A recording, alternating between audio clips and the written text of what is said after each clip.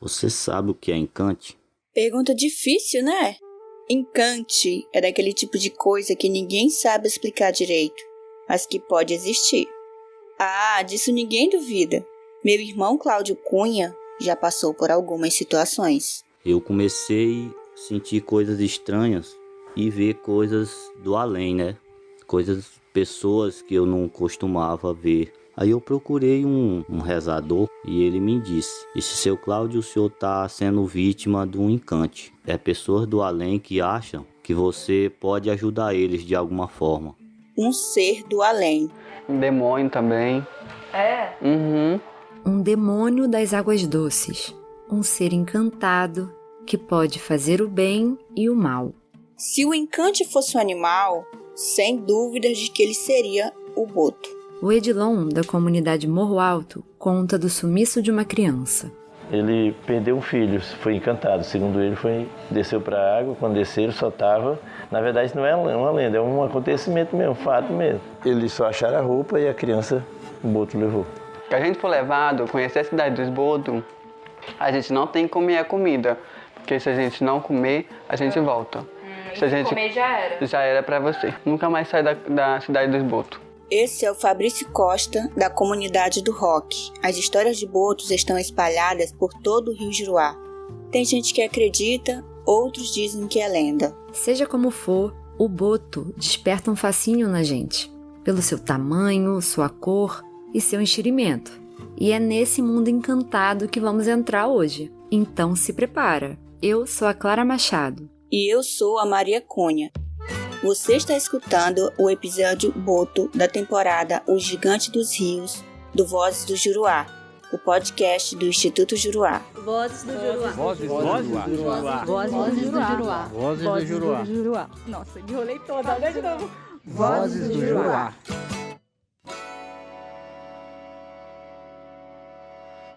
Tem várias histórias diferentes de boto, e elas se entrelaçam. Muitas falam do boto sequestrar as pessoas para o fundo do rio, para a cidade dos botos, quando as pessoas somem nas comunidades sem explicação nem vestígios. Aconteceu com o tio da Cissa, da comunidade do Rock. O meu tio, que ele faleceu, não levaram, por causa que quando eu tinha... Ele tem a mesma idade minha de sumido, né? E a minha avó estava doente, modo de dizer, quando a gente fica menstruada, né? Aí o mais velho disse que quando chega às 6 horas a gente não pode estar na beira do porto, né? Aí a minha avó mandou ele pegar a canoa, dessa canoa só veio aquela água por cima dele, mas nunca apareceu mais. Os pessoal do corpo de bombeiro veio. Aconteceu também com a sobrinha da dona Maria Levina, da comunidade do Bauana. Eu tinha uma sobrinha que ela se sumiu ali na comunidade, na primeira nossa comunidade. O avô dela disse que foi o boto que encantou ela. Chega, nós caçamos ela, 3 dias não achamos não. Ela foi encantada num lugar com muito boto. Eu sei que boto tinha muito. Boto. Aí o irmão do pensamento, eles estudavam ali fora. Aí um dia ele ia de noite, aí ele disse que tinha tanto boto na ponta da praia e ele viu ela dos peitos para cima. Ele disse que era ela. E ela ainda apareceu. Diz que uma pessoa pedindo para ele desencantar ela. Só que ele não teve coragem. Também é comum nas histórias essas aparições das pessoas que foram encantadas como miragens, que pedem, clamam pelo desencantamento. E a Maria Levina fala sobre os cuidados para evitar o encante. Eu acho que o cuidado é hora de 6 horas não estar no porto e nem hora de meio-dia. E para as mulheres, o cuidado precisa ser redobrado se tiverem menstruadas. O Chico, da comunidade Bom Jesus, não tem dúvidas do que o boto é capaz. Pra mim, que eles viram mesmo, gente. Eles entendeu? São do mal, eles perseguem a gente, eles entram no corpo do cara. Aí, quando eles entram no teu corpo, ele te atenta, tu fica... Não é todo mundo acredita, mas... Tu fica de um jeito que tu só quer... O teu destino é de ir pra água. Porque ele te atenta pra te levar pra água. Já mostra coisa que você nem imagina em ver. Eu já fui perseguido antigamente. Eu não passei bem, não. Pra mim, quando eu tô aqui sentado aqui, pra mim, aqui, de onde eu olhar, eu tava revistado, o cabra tava me chamando. 2 homens. 2 homens. e só com reza para eles sumirem. A minha avó sabia rezar e rezou em mim. Não perseguiram mais não.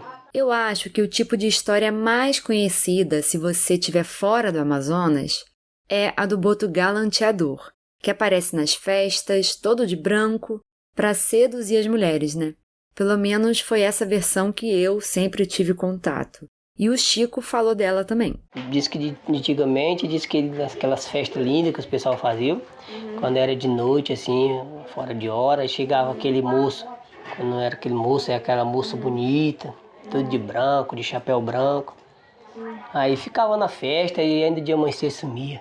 O povo conta essas lendas que era eles. Meu avô contava muito. O que aconteceu com a prima do Edilson Ribeiro, da comunidade do rock, envolveu 3 coisas que costumam aparecer nas histórias de boto: a aparição de 2 homens brancos, o impulso de ir para a água e a força surreal que a pessoa ganha quando recebe o encante. E a minha prima, ela começou a ver um tambor bolando do seco para a água. Aí depois daí ela não conseguia mais andar só. Ela estava num canto assim, quando apesar que não, a minha tia disse que via era a carreira dela. Que é, minha vez? Olha esses 2 homens me chamando. Um homem de cinza, meu filho, não tem nada aqui, não, só tem boto buiando. Disse, tem um boto buiando aí, mas tá aí 2 homens aí perto da sua tauba. Mas a senhora me chamando. E a minha tia pegava ela e subia com ela. Foi para Manaus ela. Meia birobada, ela tava no canto assim, apesar que ela corria, atracava ela. Levaram ela para Manaus. Ela corria pra água? Não, era por rumo, tava os caras chamando ela. Que no caso era por rumo da água, sempre por rumo da água, né? Aí ela foi, aí levaram lá para Manaus. A minha tia teve uma noite com ela, disse que apesar que não era 2 enfermeiras, a minha tia para segurar ela. Que 2 homens brancos chamando ela na janela do hospital, chamando ela para ir mais ele. Pelo que as pessoas dizem, não tem muita explicação nem motivo. O encanto do boto pode chegar em qualquer um. Alguns dizem que quem gosta muito da água tem mais chance de ser pego. Mas uma coisa é certa, se você mexer com boto, tentar matar, ofender, maltratar, aí a chance é grande mesmo. Já aconteceu com o tio da Francisca Dayana da comunidade do Bacaba, e o encanto veio na forma de assobio. Mania aconteceu uma vez com um tio meu, ele já até falecido. Ele disse que ele era muito jovem, e o jovem, né, com o fogo dos outros, né, ele disse que o jovem dizia pra ele que ele não era homem de ter coragem de dar um tiro num. E ele disse para não mostrar que não era pior do que outro homem, né, ele pegou a espingarda dele para dar um tiro no boto. Ele disse que quando ele deu aquele tiro no boto, que ele disse que estava na praia, ele disse que deu aquele assovio não foi só no ouvido dele, dos outros que estavam tudo com ele escutou. Mas só que no dele foi pior. Que ele ficou que nem assim, não tivesse nesse mundo mais. E os outros chamavam ele e ele ia ali parado, sem fazer nada. É tanto que ele chegou até a casa dele através das mãos dos outros. Ele passou 1 mês doente, ele não falava e ele só tomava água. Até para ele comer era difícil. Quando ele ficou bom, ele disse que quando visse os botos assim, não mexesse com eles, que eles não faziam mal a ninguém. A gente que ficava pensando coisas sobre ele, mas ele não faz mal a ninguém. Agora, dos outros tipos de encanto que o boto pode causar, a gente tem a história da Vera, que é pesquisadora do Instituto Nacional de Pesquisas da Amazônia, o INPA, em Manaus, desde 1981.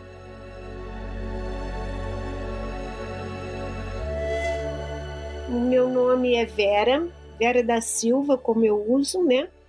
E eu já estou aqui na Amazônia há mais de 40 anos. Eu vim para a Amazônia logo depois que eu me formei. Me formei em Biologia Animal pela Universidade de Brasília. E eu faço parte da 2ª turma de mestrado do INPA na área de Biologia de Água Doce e Pesca Interior. E estudando, a ideia era estudar peixe. No meio do caminho, eu mudei para boto. Diz que os botos têm o poder de encantar as pessoas, né? Eu fui encantada, fiquei por aqui e venho trabalhando com essas espécies de mamíferos aquáticos no estudo da biologia e também da conservação. Então, eu sou pesquisadora e coordeno o Laboratório de Mamíferos Aquáticos do INPA. A Vera é uma das fundadoras da AMPA, a Associação Amigos do Peixe-Boi, uma ONG que apoia atividades de pesquisa e conservação voltadas para a espécie de mamíferos aquáticos da Amazônia, que a Vera chama de Oceano de Água Doce. Eu chamo de Oceano de Água Doce, né, esse mar de água doce, porque nós temos golfinhos, não temos focas, mas temos lontras e ariranhas, né, e temos peixe-boi também, né. Então, tem essa riqueza, né, essa diversidade de animais que dependem do ecossistema aquático para a sua sobrevivência, né? E aqui na região nós temos, vamos dizer assim, 2 tipos de golfinhos. Os botos são golfinhos e golfinhos são botos. São terminologias regionais, né, de uma origem lusitana, portuguesa, né, que a gente utiliza no nosso vocabulário no dia a dia. Então, aqui nós temos, seria o boto vermelho e o boto tucuxi. Enquanto o boto vermelho chega a ser considerado um demônio, para o tucuxi não existe tempo ruim. Ele é absolutamente amado. Repara o carinho que o Edilon, da comunidade Morro Alto, fala dos tucuxis. Tucuxi, eu acho lindo os tucuxi quando eles estão, aquela forma deles andarem, pulando. Quando a gente vai de motor, ou seja, remando, ele tem um modo de pulando. E todo tempo acompanhando a gente, tipo pufiando. Eu acho bem divertido ver os tucuxi.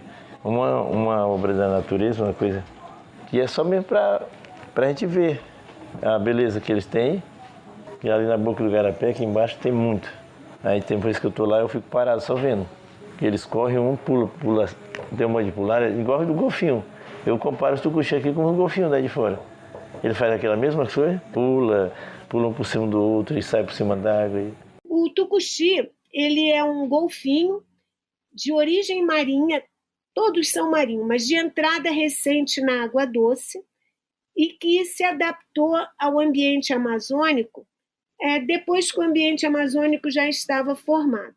Ele é tipicamente marinho. Quando você olha para um tucuxi, ele parece uma miniatura de um golfinho marinho e dentro da família dos golfinhos marinhos, ele é a exceção vivendo em água doce. E para viver em água doce, ele teve que sofrer algumas adaptações, como, por exemplo, a redução de tamanho. Então, o tucuxi é um golfinho pequeno, mede no máximo 1,5 m, 50 quilos, né? Bem pequenininho, bem rígido, bem característico de um animal de ambiente aberto, né? E com as características marinhas. Já o boto vermelho não é tão amado assim. Mas o vermelho é pior do que o jacaré. O vermelho, ele pega por brincadeira. Na barreira aqui, a gente compra uma caçoeira novinha e leva. Quando chega só com um galão. Esse é o Edilson Ribeiro, da comunidade do Roque. A caçoeira que ele está dizendo são redes de pesca, que o boto é danado para furar atrás dos peixes que ficam presos nela. O boto aí para fora é diversão, né, para eles, né? Aí para fora, aqui para nós, nós consideramos já uma... Isso é para fazer raiva mesmo. Tem gente que diz assim, mas o boto é encapetado. Outro diz, não, mas o boto ele é um espírito ruim, porque se ele fosse bom ele não fazia isso. Mas eu acho que ele vai no pensamento do homem, porque a gente tá ali nessa ponta tirando peixe, ele vem e já tá lá na outra. Aí você, quando vai chegando lá, ele rabuia bem acolá. A gente jura que não é ele. Aí quando não é, ele pega assim na caçoeira, a boia tá aqui, a boia faz assim, ó. Aí a gente ó, tem um peixe na caçoeira, chega lá, é ele, tá puxando a boia bem devagarzinho que nem peixe, né? Ele finge que é o peixe. Aí quando você vai lá, que ela anda a caçoeira, aí vê, ele já tá lá na outra ponta rasgando. A gente escuta quando ele pega a caçoeira que faz. Chega lá e afunda as boias tudinho. Quando buia que a gente levanta a caçoeira, olha o rombuzão. E dá para pensar nessa habilidade toda do boto de um ponto de vista da evolução das espécies. A Vera dizia que o tucuxi é um parente mais próximo dos golfinhos marinhos, que se adaptou aos rios amazônicos mais recentemente. Já o nosso boto vermelho, que ele é único aqui, né? O grupo dos botos aqui, boto vermelho, dentro dos rios da Amazônia, é um animal com características totalmente diferentes. Ele é muito adaptado para os diferentes ambientes aquáticos que tem na Amazônia. Ele entra no igapó, na floresta alagada, ele consegue se desviar dos galhos e dos troncos quando ele está perseguindo a sua presa, que é o peixe. Ele tem esse rosto bem longo, né? A mandíbula e a maxila são alongados e atuam, vamos dizer assim, como pinças para pegar esse peixe no meio dessa vegetação e dessa folhagem, né? E ele tem muita flexibilidade. Então, ele é todo flexível e consegue movimentar a cabeça para cima, para baixo, para os lados. As nadadeiras, ele pode... É o único golfinho que nada para trás. Ele tem um movimento das nadadeiras desincronizado, ele pode botar uma para frente, outra para trás. Então, ele consegue se movimentar em ambientes muito rasos e também restritos, coisa que o tucuxi já tem dificuldade, porque ele é mais rígido, né, na sua estrutura óssea e no seu deslocamento. Essa flexibilidade e adaptação do boto aos rios é que permite ele fazer esse tipo de gaiatice com a caçoeira, com alagação de canoa e, quem sabe, até com sumiço de gente. Dependendo da bacia do rio que o boto ocupa, ele pode ser de diferentes espécies. Hoje, nós temos, ainda não é aceito por todos os autores, por todos os grupos científicos, mas o boto da Bolívia, né, que seria Inia boliviensis, o boto do rio Araguaia, que é o Inia araguaiaensis, e o boto aqui da Amazônia como um todo, que é Inia geofrensis. Em termos de nome popular do nosso boto, a gente pode encontrar o nome boto cor-de-rosa, boto rosa, boto vermelho ou só boto mesmo. E tem uma história meio inacreditável sobre isso. Quando eu cheguei aqui na Amazônia, era conhecido como boto vermelho e boto tucuxi. Só tinha esses dois animais. E na década de 80, né, veio a expedição Cousteau, do Jacques Cousteau, para a Amazônia, e eles fizeram um documentário com vários episódios que foi assim um estrondo de sucesso nas televisões do Brasil, né? E o que aconteceu é que durante a tradução do documentário houve a tradução em inglês Amazon Pink Dolphin, e o pink é de rosa, né? E aí eles traduziram o golfinho rosa do Amazonas ou boto cor-de-rosa, e ficou principalmente de uma influência do sul do Brasil para cá. E como o boto tem essa coloração rosada, né?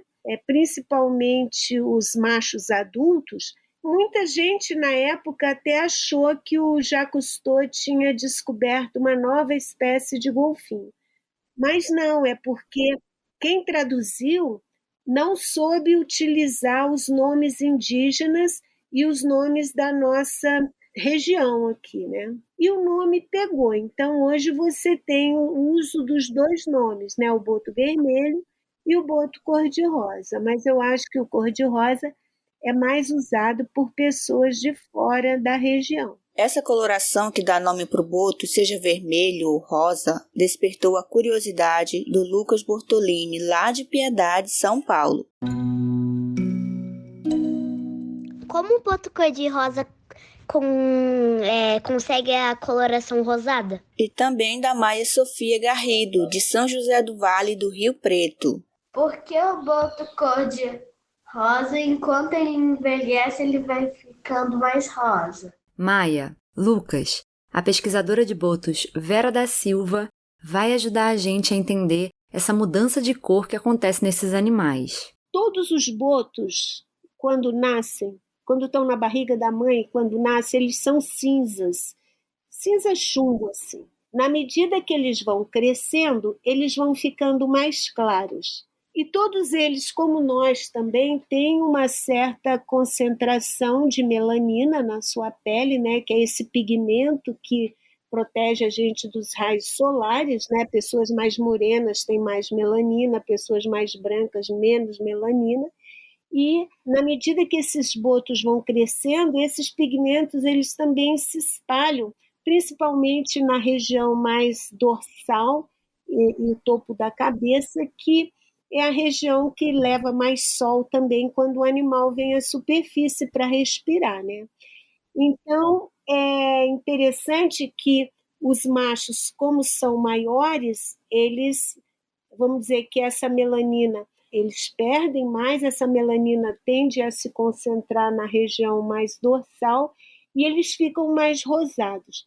E você vai perceber que às vezes tem animais que são muito rosados. Então, eles nascem cinza, com o tempo vão clareando e ficando rosados. Mas a parte que pega mais sol, ou seja, as costas do boto, acaba que fica mais escura, porque concentra a melanina, que é o mesmo pigmento que deixa a gente mais escuro quando pega sol. Incrível a nossa semelhança com os botos, né?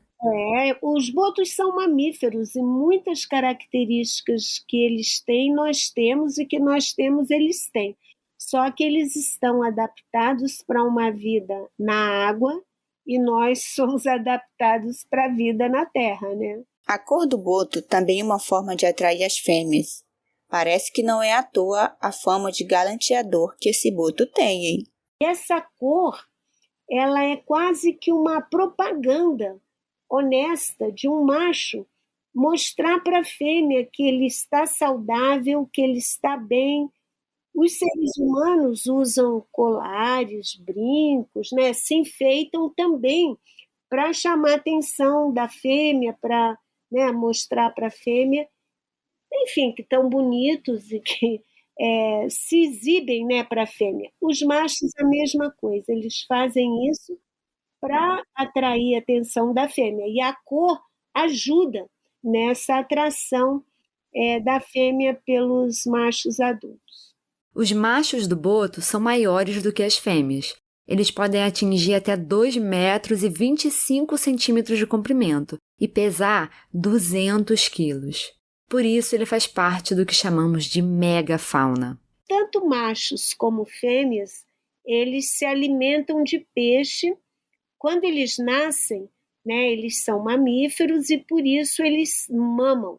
Então, a fêmea do boto, ela começa a se reproduzir depois dos 7, 8 anos de idade, quando ela já está atingindo quase 2 metros de comprimento, né, 1,80 m, 2 metros, e ela gesta um filhote de cada vez, numa gestação que dura cerca de 12 a 13 meses, e esse filhote, quando nasce, ele permanece com a mãe por um período muito prolongado. Nos 2 primeiros anos, ele amamenta. Ele pode, depois de um certo tempo, começar a se alimentar também de peixes, né? Mas ele continua mamando. E esse comportamento da lactação e dele mamar também é um período em que ele tem o aprendizado de buscar, como buscar o alimento, como se movimentar na região que eles vivem, como evitar predadores, enfim. É um período que ele passa com a mãe e que a mãe, a fêmea boto, é que, junto com outras fêmeas, né, passam todas essas informações, vamos dizer assim, ambientais, né, para os filhotes. E a partir dos 2, 3 anos de idade, eles se tornam independentes e vão embora, ficam independentes totalmente da sua mãe. Eles não costumam andar em grupos. As fêmeas, normalmente, elas podem andar em grupos de fêmeas com seus filhotes da gestação anterior até que os novos filhotes nasçam, né? E os machos, eles costumam ter mais grupos de machos, mas grupos também que não são muito coesos ou duradouros, né? Eles não costumam andar em grupos, mas eles têm o hábito de se agregar na boca de um rio, num local de encontro de águas, né? Onde Os peixes também são mais abundantes e em maior quantidade nessas áreas de encontro de águas e bocas de rios. Meu primo Henrique Cunha, da comunidade São Raimundo, fala sobre onde o boto também gosta de ficar. Nos lagos de preservação, os lagos mais fundos, né, são mais grandes, os animais se sentem à vontade de ficar e eles sabem que não vão sofrer nenhum tipo de ameaça lá. Bastante boto rosa. São até um dos nossos desafios, eles às vezes acabam nos mexendo muitas vezes nos nossos utensílios, com a bastante quantidade que tem. O Henrique participou do projeto Guardiões dos Rios, conservação de base comunitária da megafauna aquática amazônica. Ele ajudou na captura de 6 botos para colocação de GPS, para estudarmos a movimentação e o uso do habitat por esses animais. Ele vai contar como foi. Eu tinha pouca experiência com boto. Até o momento eu comecei a trabalhar com ele, capturar, pegar, né? O boto é um animal forte, muito grande, com muita força. E jamais eu ia imaginar que um boto chega a dar 150 quilos, com mais de 2 metros de tamanho. E o animal tem ela força, né? Um olho bem pequeno, não sei como ele enxerga ele tanto. E uma esperteza muito grande também. Parece que o animal sabe todos os nossos passos. E a gente está tentando ir lá para capturar. Parece que ele está entendendo os nossos passos e se livra muito bem da gente, assim, de tudo que a gente faz com ele. Então, foi uma experiência muito, muito boa. O boto enxerga muito bem e é muito esperto. É como o seu Edilson disse. Parece até que vai para a escola. Uma vez uma mulher veio, eu não sei nem quem é que ela trabalhava, aí eu sei que nós saímos, aí chegou na beira do rio, ela perguntou se tinha boto. Digo, rapaz, aqui quando nós estamos pescando, todo dia buia boto. Aí sai, então eu quero tirar uma foto, aí parou. Na buia. E eu digo, dona Maria, mande funcionar a guarda, embora que esse boto não vai buiar. Sabe, buia, eu digo, não buia.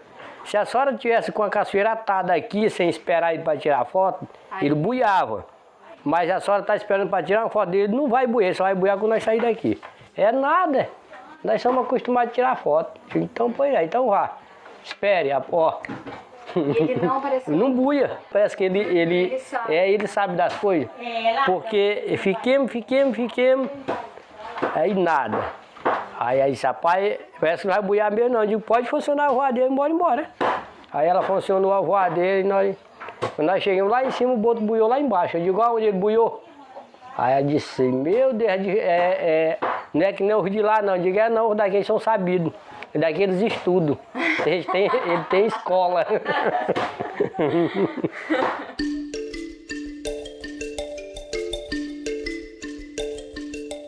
O boto é um predador de topo. Come quase tudo que é peixe, principalmente os mais abundantes, os que têm mais. E os predadores de topo dificilmente têm outros predadores que não nós, os seres humanos. No caso do boto, ele não é tradicionalmente usado para alimentação, banha, nada disso. Nem teve comércio de couro, por exemplo, mas tem outras atividades que ameaçam a espécie. O boto vive nas águas, né, dos rios da Amazônia, e os rios da Amazônia vêm sofrendo uma série de impactos. Todos esses impactos que afetam o ambiente aquático também afetam direta ou indiretamente os mamíferos aquáticos e, no caso, o boto. Então, uma das maiores ameaças que o boto sofre é a captura acidental em redes de pesca, a captura direta, direcionada para a utilização do boto como isca. Muitos botos foram mortos para serem usados como isca na pesca da piracatinga. Dá para acreditar que se mata boto para fazer isca, para pescar piracatinga? Na virada do século XX para o século XXI, que se começou essa matança direcionada para usar a carne do boto na captura desse bagre, que é um bagre necrófago, né? A piracatinga come animais mortos, e aí se passou a utilizar tanto a carne do boto como a do jacaré e de outros animais para pescar um bagre que nem sequer era apreciado pela população ribeirinha ou indígena aqui da nossa região. Ele é pescado para exportação, para mandar para fora da Amazônia.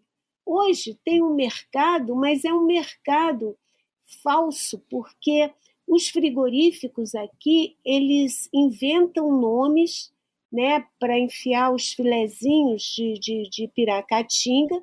Começou com o nome fantasia de douradinha, mas hoje a gente já tem registros, né, com análises genéticas de filé de piracatinga sendo vendido como surubim, dourada e outros peixes também misturados. Nós chegamos a achar filé de piracatinga misturado com filé de tucunaré, quer dizer, não faz muito sentido. Gente, nada nessa história faz sentido. Uma outra ameaça que é invisível, mas que é muito danosa e séria, é a contaminação dos corpos d'água, né, por diversos agentes, por exemplo, a lixiviação de agrotóxicos que vão para a água, metais pesados, enfim, tem uma série de químicos, né, que são despejados nos rios, que chegam nos rios, que podem afetar diretamente esses animais, e também alteração do hábitat, do meio aquático, por barragens, né, principalmente, que fragmenta e isola as populações de boto nos reservatórios. Então, você tem como exemplo da usina hidrelétrica de Balbina, que tem uma população de botos que está isolada há 33 anos. Isso faz com que os botos reproduzam com parentes próximos. E isso acaba causando problemas genéticos na população, que vai ficando mais vulnerável ao longo do tempo, né? Então, essas são as grandes ameaças. Mas qualquer evento de modificação, contaminação, destruição do ambiente aquático, a sobrepesca, o excesso de redes na água, com a retirada de grandes quantidades de peixe, podem e afetam, né, a ecologia, a biologia, o comportamento desses animais. Esses são alguns dos motivos que levaram à redução populacional dos botos a ponto de estar na categoria de espécies ameaçadas de extinção. Mas com a seca histórica que a Amazônia sofreu nesse ano, ficou muito claro que existe uma outra ameaça real. As mudanças climáticas. Essa é a Mariana. Meu nome é Mariana Pasqualini Frias, eu moro em Minas Gerais, trabalho atualmente para o WWF Brasil, mas eu comecei a trabalhar na Amazônia em 2010 com a primeira oportunidade que o Instituto Mamirauá me apresentou. A Mariana até hoje atua em parceria com o Instituto Mamirauá e ela acompanhou de perto o que aconteceu com os botos no Lago Tefé durante essa seca de 2023. O que aconteceu em Tefé foi algo totalmente inesperado, sem precedentes, com certeza está relacionado aos efeitos do câmbio climático, das mudanças climáticas, uma vez que a temperatura da água chegou a 41 graus Celsius, algo nunca registrado em nenhum ambiente de água doce no mundo, em condições naturais, né? A pior seca já registrada em Tefé foi em 2010, e nessa ocasião nenhum golfinho morreu. E o trabalho do Instituto Mamirauá, ele vem sendo realizado desde 1998. O grupo já trabalha há mais de 20 anos nessa região e nunca viu uma relação dessa. Foi noticiado na TV em todo o Brasil e as imagens dos botos mortos eram de doer o coração. Foi algo numa escala muito grande. Muitos animais morreram no dia 28, foram 70 animais, né? 28 de setembro foi o marco dessa mortalidade, onde morreram 70 animais de uma só vez.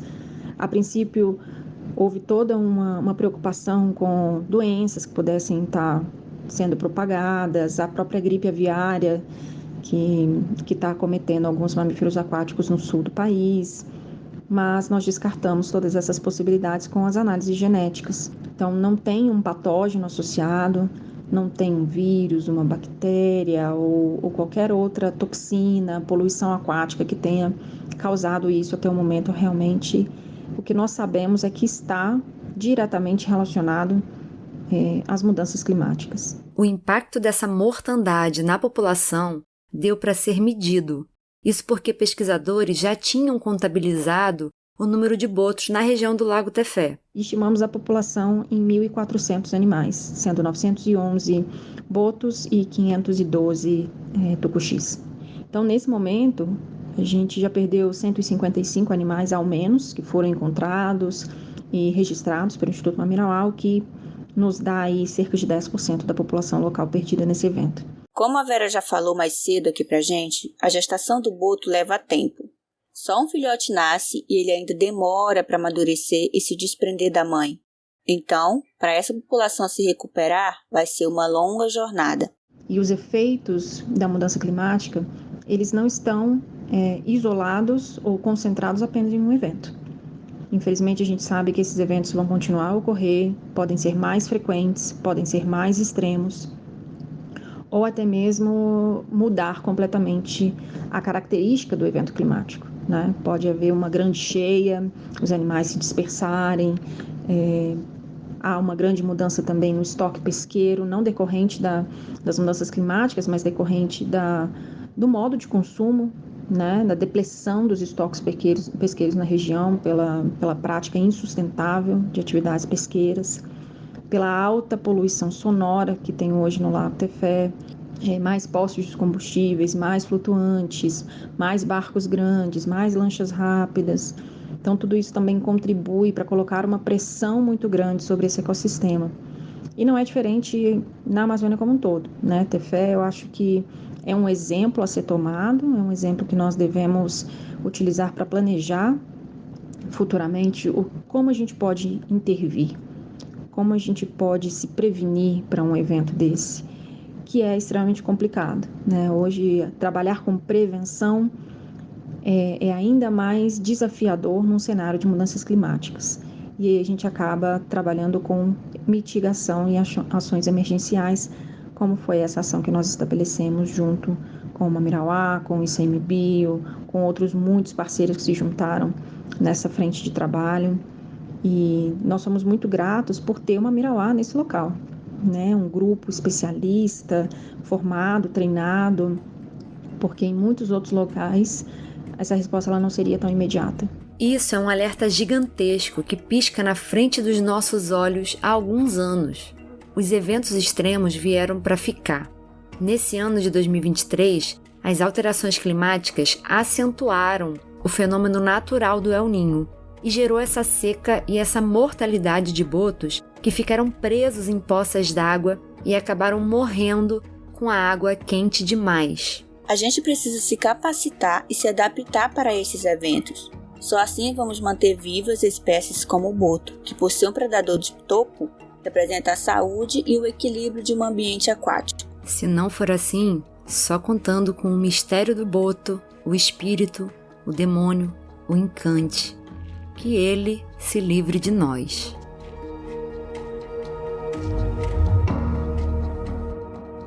Eu espero que você também tenha se encantado com as histórias do boto. E cuidado com ele, viu? É quando ele chega embaixo da canoa, ele solta aquelas papocas. Isso é o boto. Quando a pessoa tem medo, aí é que eles fazem. Vamos ter cuidado com o boto em todos os sentidos da palavra cuidado.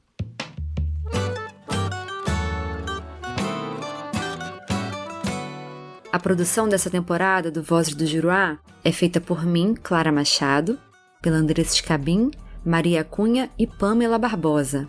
Esse episódio foi roteirizado por mim, assim como as entrevistas com as pesquisadoras Vera da Silva e Mariana Pasqualini Frias. Eu entrevistei a Marina Levina e o Henrique Cunha. Essas entrevistas que deu para eu escutar os entrevistadores dando risada, fazendo perguntas, foram realizadas na coleta de dados do projeto Guardiões dos Rios. As entrevistas realizadas com moradores do Médio Juruá para o projeto Guardiões dos Rios estão sendo utilizadas para fazermos a reconstrução histórica das flutuações populacionais desses animais da megafauna aquática. Nesse episódio, utilizamos os áudios de entrevistas feitas pelas pesquisadoras Lívia Cruz, Gabriela Vedovelo e Sayori Minato. A edição é do Luan Alencar. Acesse o site e as redes sociais do Instituto Juruá para saber mais sobre o nosso trabalho e considere nos apoiar na aba de doações. Essa temporada tem o apoio da Pulitzer Center. Até a próxima com mais Vozes do Juruá. Eu sou um cabra de sorte de morar no Juruá, porque tudo que eu preciso a natureza dá. Eu sou um cabra de sorte de morar no Juruá, porque tudo que eu preciso a natureza dá.